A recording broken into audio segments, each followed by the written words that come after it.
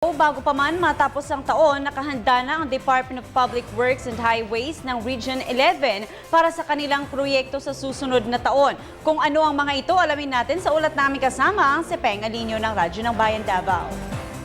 Nakalatag na ang mga proyekto na sisimulan ng Department of Public Works and Highways at DPWH 11 para sa taong 2015.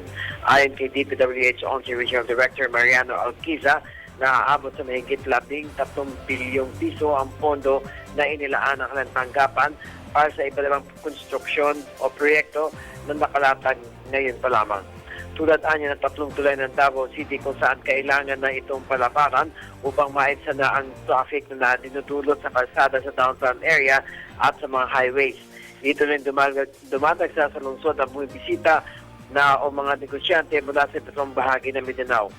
Kabilang din ang road widening sa mga probinsya na ang iba nito ay natapos na sa taong ito at ang mga kalsada sa mga distrito 3 ng Davao City.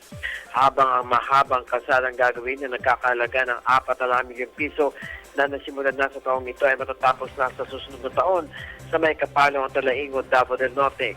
Anya ang kanilang mandato ay unahin ng mga river basin para maibsan o mapigilan pagbaha kung patuloy na ulan na nagdudulot ng pag-apaw ng mga tubig at ilog at pagbaha.